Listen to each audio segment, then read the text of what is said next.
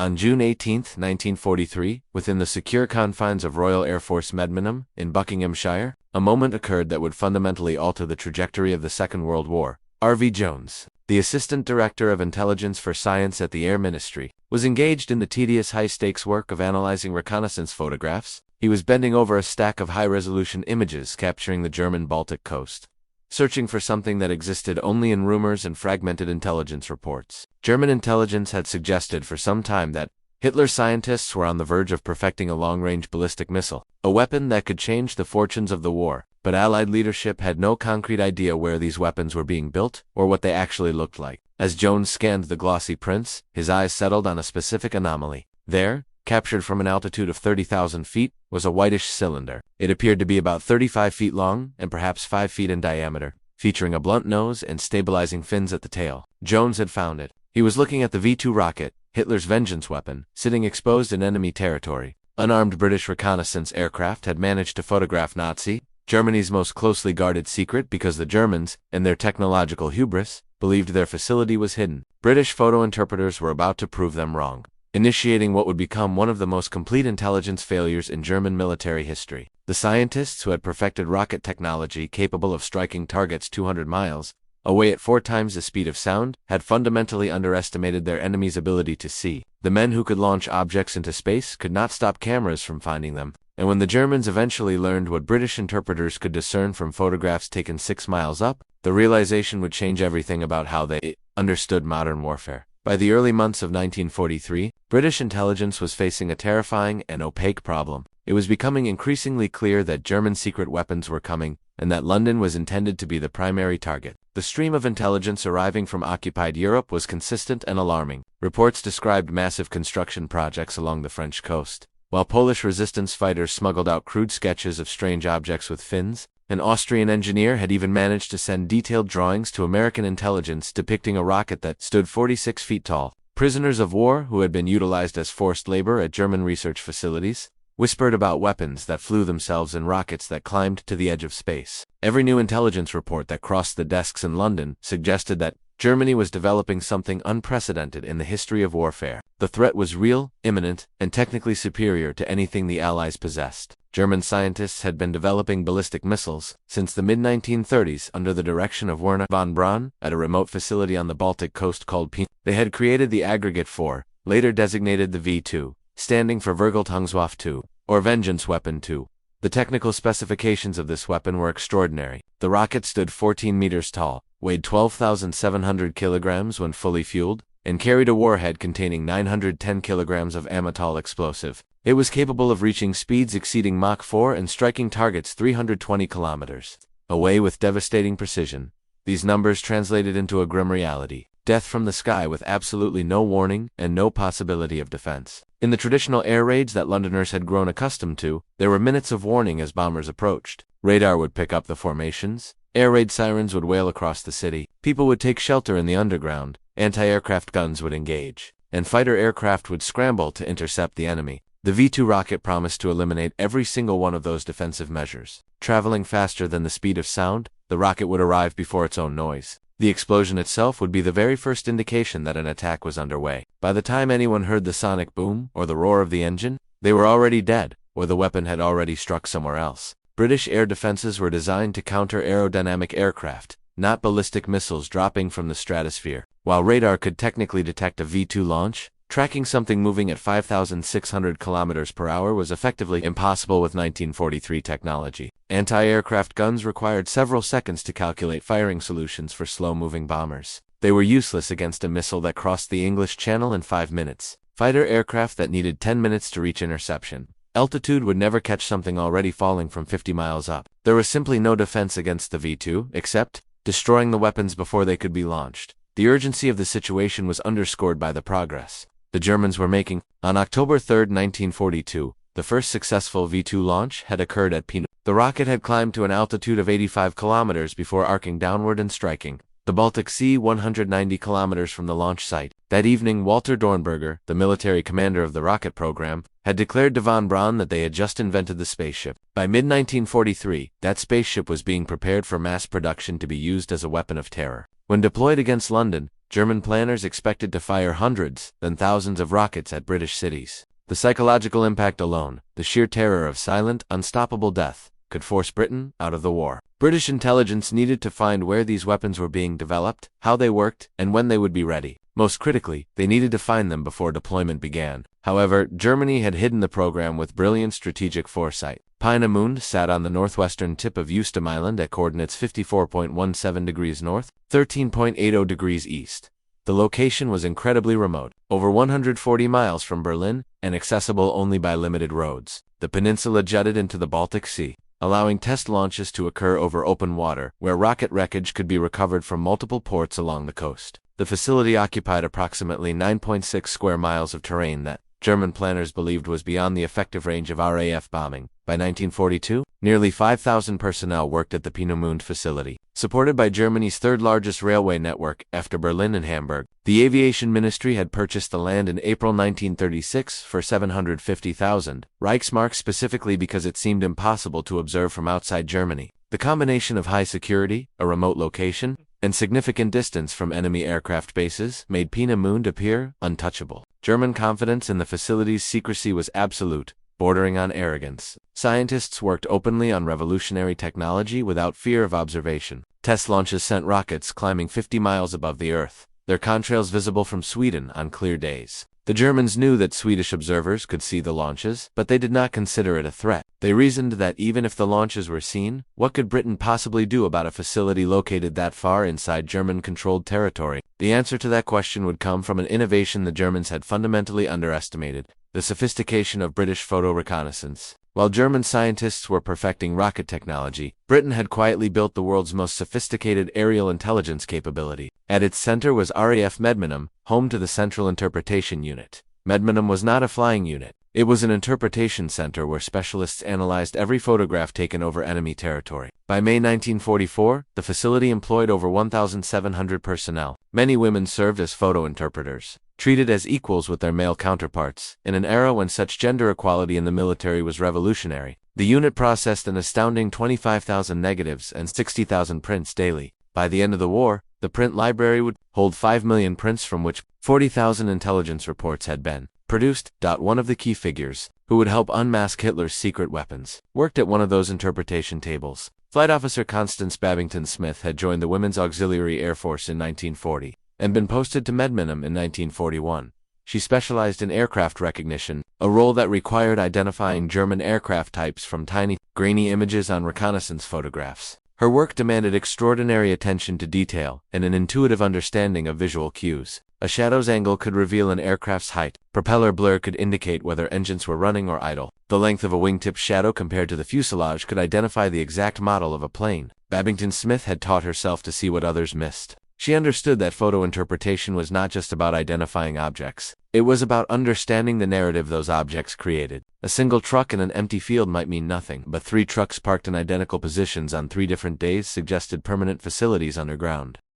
The angle of blast marks around a test stand revealed the direction of rocket exhaust. Even the pattern of footpaths between buildings told stories about which facilities were most important and how the base operated. The technology supporting these interpreters gave Britain decisive advantages over their German counterparts. British photo reconnaissance units used stereoscopic 3-dimensional viewing as standard practice. Interpreters would overlap photographs with exactly 60% overlap, creating depth perception that made towers, buildings, and equipment appear to jump out from the flat terrain. A rocket lying on a trailer became instantly visible in stereo view, whereas in a single photograph it might blend into the background as a flat shape. This technological edge was further sharpened by the equipment they used. The British employed Swiss Wilder, a 5 and a 6, photogrammetric machines, obtained secretly through Swedish intermediaries. These devices enabled precise measurements of rockets and test sites from aerial photos. An interpreter could measure the exact length of an object on a photograph, calculate its true dimensions using the aircraft's altitude and camera specifications, and produce remarkably accurate specifications of enemy equipment.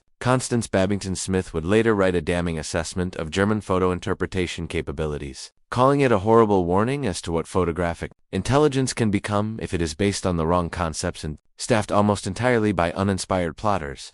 The comparison between British and German capabilities was stark and decisive. Britain centralized all interpretation at Medmenham under unified command, ensuring that intelligence from different sectors could be correlated. Germany decentralized interpretation across individual units with no coordination. British interpreters used stereoscopes systematically for three-dimensional viewing, while German interpreters did not employ stereoscopic analysis to the same institutional standard. British photo interpretation was considered an officer's role requiring university-educated specialists, whereas German interpretation was assigned to non-commissioned personnel with minimal training. British interpretation focused on both strategic and tactical intelligence, looking for long-term trends and industrial capacity, while German interpretation focused almost exclusively on immediate tactical battlefield use. Thought the results of this disparity would prove catastrophic for German security. German photo interpreters failed to identify British radar stations during the Battle of Britain, a failure that arguably cost them the air war. They were frequently fooled by Allied camouflage and deception,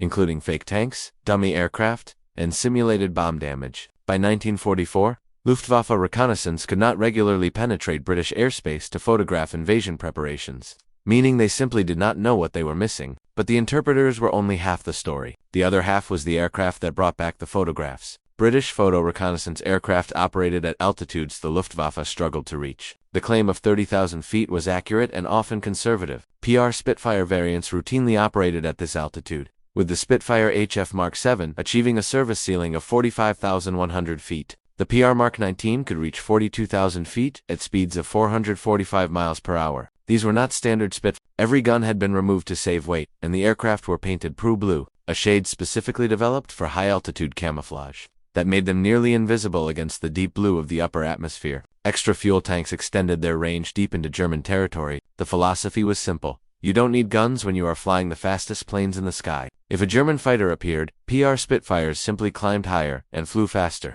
Interception was nearly impossible. Supplementing the Spitfires was the de Havilland Mosquito, which offered even greater capabilities. Built almost entirely of wood to save strategic materials, the Mosquito could carry larger cameras and fly longer missions than any Spitfire. It could reach Berlin and photograph the entire route there and back. American Colonel Roy M. Stanley II would later call it the best photo reconnaissance aircraft of the war. German interceptors rarely caught Mosquitoes, and those that did often found the British aircraft could simply outrun them in level flight. The cameras themselves were engineering marvels. F-24 and F-52 models with lenses up to 36 inches could capture objects less than 1 millimeter in size on the photograph from altitudes above 30,000 feet. That 1 millimeter of image was sufficient for Babington Smith to identify a V-1 flying bomb's 20-foot wingspan. The resolution was extraordinary. On November 18, 1939, Flight Lieutenant Shorty Longbottom had attempted one of the first high-altitude PR missions, photographing Aachen from 33,000 feet. By 1943, such flights were routine. Pilots flew deep into Germany, photographed their targets, and returned without the enemy ever knowing they had been there. German radar operators might detect the aircraft, but by the time fighters scrambled to intercept, the reconnaissance plane was already gone. This combination of superior aircraft, better cameras, and more skilled interpreters gave Britain an intelligence advantage Germany never matched. And in May 1942, that advantage began revealing Peenemunde's secrets. The discovery started almost by accident. On May 15, 1942, Flight Lieutenant D.W. Stevenson flew a Prue Spitfire on a routine mission to photograph German destroyers at Kiel. His route took him along the Baltic coast. When photo interpreters developed his film, they noticed heavy construction work near an airfield on a peninsula called Peenemünde. The photographs showed 3 unusual large circular embankments, but interpreters couldn't determine their purpose at the time. The images were filed away. Nearly a year later, on April 22, 1943, the breakthrough came. Bill White and Ron Prescott flew RAF de Havilland Mosquito DZ-473 on a mission to photograph bomb damage at the Stettin rail yards. Returning along the German coast, Prescott kept the cameras running. He later recalled that on leaving Stettin, they left their cameras running all down the north coast of Germany. When the film was developed, it was found to contain pictures of Peenemünde. These images captured something extraordinary: a large cloud of steam near elliptical embankments, evidence of a rocket engine being test-fired. British intelligence began flying dedicated reconnaissance missions over Peenemünde. Each sortie brought back new details. Interpreters identified Test Stand 7, the primary static rocket testing facility, featuring a 40-meter steel test tower, surrounded by a distinctive 670-meter elliptical sand wall. They spotted a 30-meter high assembly hall that was 50 meters long. Burn marks and scorched grass indicated repeated testing. The pieces of the puzzle were assembling, but the crucial piece remained missing. What exactly were the Germans testing? On June 12, 1943, Squadron leader Gordon Hughes flew Spitfire Sortie N. 853 over Peenemünde. When interpreters examined his photographs, they finally found it. A V-2 rocket was visible on a railway truck at Test Stand 7. It was torpedo-shaped, approximately 40 feet long, with 4 stabilizing fins at the tail. The nose was blunt, not pointed, and the body was cylindrical with what appeared to be external plumbing running along its length. It was unmistakable. The discovery electrified interpreters pulled every previous photograph of Peenemünde and began a systematic re-examination using stereoscopic viewing. Objects that had seemed like buildings or equipment in two-dimensional viewing suddenly revealed themselves as rockets when viewed in 3 dimensions. The fins became obvious. The cylindrical shapes that might have been fuel tanks were clearly complete missiles. What had been mysterious construction was obviously launch preparation infrastructure. Photo interpreter Andre Kenny independently identified 2 more V-2 rockets lying horizontally on road vehicles. Each was mounted on what would later be identified as a Wogen, a special transport trailer designed specifically for moving and directing rockets. The trailers themselves told a story. Their design suggested the rockets were mobile, not fixed installation weapons. That meant they could be launched from any suitable clearing, making them nearly impossible to defend against through conventional bombing of fixed sites. 6 days after Hughes's mission, R.V. Jones examined those photographs in detail and made the formal identification that would change the war. He had found the rocket. The object matched intelligence reports exactly: a ballistic missile capable of striking London from launching sites in France or the Netherlands. The warhead alone weighed nearly 1,000 kilograms. Traveling at supersonic speed through the stratosphere, it would arrive without warning. Every new reconnaissance flight revealed additional details. The rockets were being moved between buildings on the Wagen trailers, which meant they were in production, not just experimental prototypes. Then Constance Babington Smith made her own discovery. Examining photographs from late 1943, she identified a small cruciform object less than a millimeter in length on the photograph. Using stereoscopic analysis and precise measurements, she determined it had an estimated 20-foot wingspan. The object had stubby wings, a cylindrical fuselage, and what appeared to be a pulse-jet engine mounted above the rear fuselage. She had identified evidence of Hitler's flying bomb program, the V-1, a pilotless aircraft packed with explosives designed to crash into London. The Germans had built 2 revolutionary weapons at Peenemünde, the V-2 ballistic missile and the V-1 cruise missile, and British photo interpreters had found both of them from 6 miles up. The photographs revealed far more than just the weapons themselves. Interpreters working at Peenemünde built a complete intelligence picture of Peenemunde's operations. They identified 4 major production facilities by tracking which buildings had the heaviest railway traffic. They spotted storage bunkers by noting which structures had reinforced roofs and blast walls. Assembly halls were identified by their size and the pattern of vehicle movement around them. Test stands revealed themselves through scorch marks and the distinctive circular blast walls designed to contain rocket exhaust. The railway network supporting the facility told its own story. Interpreters mapped every siding, every loading platform, every junction. They counted freight cars and identified which carried fuel, which carried components, and which carried finished rockets. The volume of rail traffic indicated production rates. An increase in shipments suggested accelerated manufacturing. By counting the number of rockets visible in photographs taken on different dates, British analysts could estimate production rates with startling accuracy. If 3 rockets appeared on June 12th and 7 appeared on June 20th, they could deduce that production was running at approximately 1 rocket every 2 days. These calculations, when multiplied across weeks, gave strategic planners the vital information needed to predict when Germany would have enough V-2 south for a sustained bombardment of London. Security measures at the facility were identified and catalogued meticulously. Anti-aircraft batteries protecting the facility appeared as small circular revetments surrounding gun positions. Camouflage netting showed up as textured areas that did not match the surrounding terrain. Even the footpaths between buildings told stories. The most worn paths connected the most important facilities. If personnel walked between 2 buildings 50 times per day, those buildings were operationally linked. By late June 1943, British intelligence had built a complete high-definition picture of Peenemunde's layout, capabilities, and threat level. They knew where rockets were built, where they were tested, where they were stored, and how many were being produced. The facility that German planners believed was hidden had been mapped down to individual buildings. The Germans had no idea they had been compromised. British reconnaissance flights to locate the launch facilities had been recognized for what they were by the enemy. But German commanders fatally underestimated what British interpreters could discern from those photographs. They knew they were being photographed, but they simply did not believe anyone could identify a rocket from an image taken at 30,000 feet. That miscalculation would prove catastrophic. Armed with this undeniable photographic evidence, British war planners authorized Operation Hydra.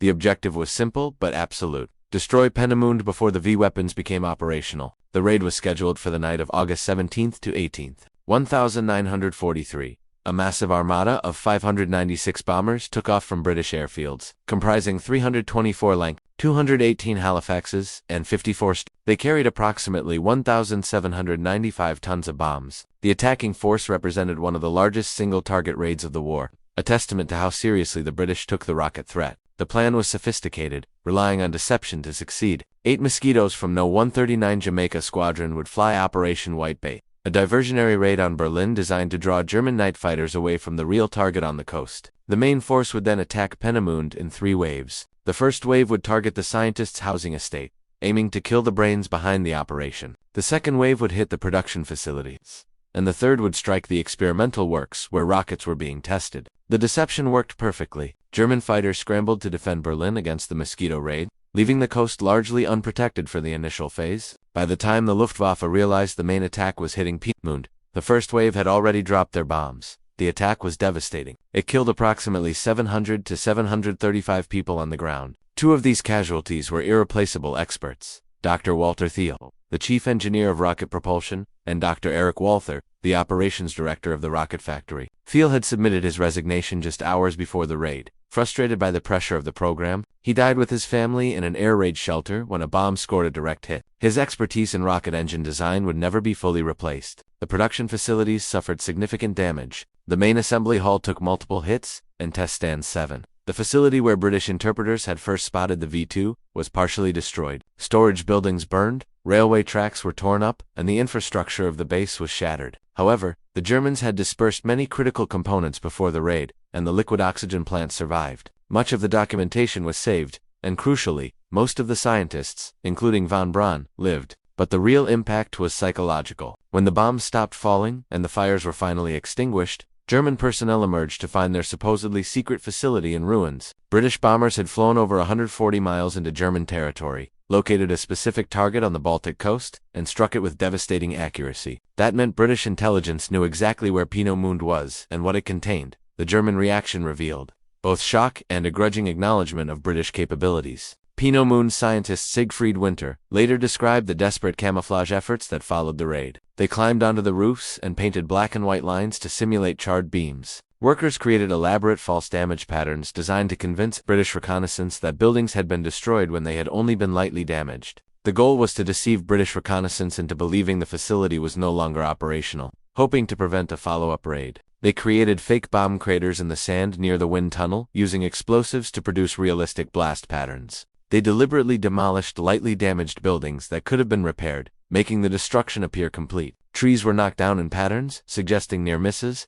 and equipment was scattered in ways that mimicked blast effects. The effort was sophisticated and involved hundreds of workers over several days, but it ultimately failed to fool the British. British reconnaissance flew over Peenemünde the morning after the raid and photographed the results. By the afternoon, interpreters at Medmanum were comparing before and after images using stereoscopic analysis. They identified which buildings had been destroyed by noting complete structural collapse visible in 3-dimensional viewing. Damaged buildings showed intact walls with missing roofs, while untouched buildings displayed no changes between photographs. The fake bomb craters were spotted almost immediately. The depth was wrong compared to genuine bomb craters photographed at hundreds of other targets. The blast patterns didn't match the radial distribution of debris from actual explosions. Most tellingly, the crater walls were too uniform. Real bomb craters had irregular walls where soil composition varied and the earth had been violently displaced. The German fakes had smooth, deliberately excavated walls. To an experienced interpreter who had analyzed thousands of genuine bomb strikes, the deception was obvious within minutes.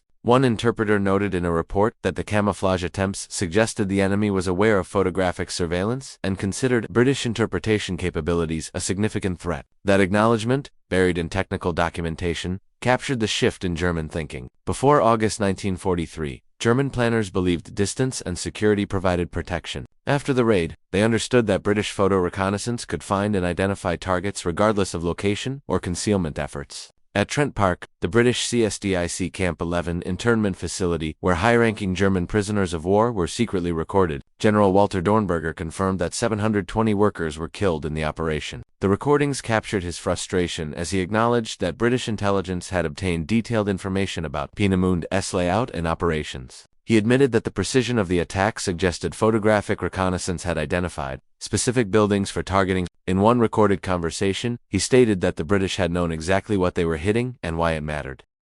Dornberger's memoir, published in 1954, estimated the raid delayed the A4V2 program by 4 to 6 weeks. British official historians who examined German production records considered this figure potentially understated, and suggested approximately 2 months was more accurate. The true delay might have been even longer, as disruption to testing schedules and the forced dispersal of facilities degraded efficiency in ways difficult to measure precisely. The psychological impact extended beyond the facility itself. General Hans Jaschannek, the Luftwaffe Chief of Staff, shot himself on August 18 or 19 following the humiliation of having German fighters diverted to Berlin while Peenemünde burned. The deception had worked so perfectly that the man responsible for air defense couldn't bear the failure. Werner von Braun was observed in the aftermath scrambling around in the ruins trying to recover plans and documents. He and pilot Hannah Reich had been on the peninsula that night. Reich later claimed somewhat incredibly to have slept through the raid. Whether true or not, both survived to continue their work, but the program itself would never recover its momentum. The cost of Operation Hydra was significant for British and Commonwealth forces as well. 40 bombers were lost that night, 23 Lancasters, 15 Halifaxes and 2 Stirlings went down. Between 215 and 243 aircrew were killed. Most losses occurred in the third wave after German fighters returned from the Berlin diversion and found the real target. Canadian forces contributed substantially to the operation, with No. 6 Group RCAF providing 61 aircraft to the third wave. 15 British and Canadian airmen who died that night were buried by Germans in unmarked graves within Peenemunde's secure perimeter. Their remains have never been recovered, as Soviet authorities prevented post-war recovery efforts and the graves. Exact locations were never documented, but the sacrifice achieved its objective. The Peenemünde raid forced German commanders to acknowledge that their security had been comprehensively breached. British photo reconnaissance had found what German planners believed was hidden. British interpreters had identified weapons German scientists thought were invisible from the air, and British bombers had struck a target German defenses thought was unreachable. The raid's strategic consequences extended far beyond immediate physical damage. German High Command immediately ordered the V2 program relocated. Production moved to the Mittelwerk underground factory near Nordhausen, a decision that saved the rocket program but condemned thousands of concentration camp prisoners to death in the tunnels. SS Brigadier Hans Kammler reportedly told his staff to pay no attention to the human cost, insisting the work must go ahead in the shortest possible time. However, the dispersal degraded production efficiency. Components that had been manufactured in adjacent buildings at Peenemünde now had to be transported between facilities, separated by hundreds of miles. Quality control suffered. Testing became more difficult. The integration of new improvements slowed, and assembly time per rocket increased. British intelligence subsequently launched Operation Crossbow, the systematic campaign against VO weapon infrastructure. Between August 1943 and March 1945, Allied forces would fly 68,913 sorties against VO weapon sites, expending 122,133 tons of ordnance. This represented 13.7% of all Allied Strategic Air Force sorties during that period.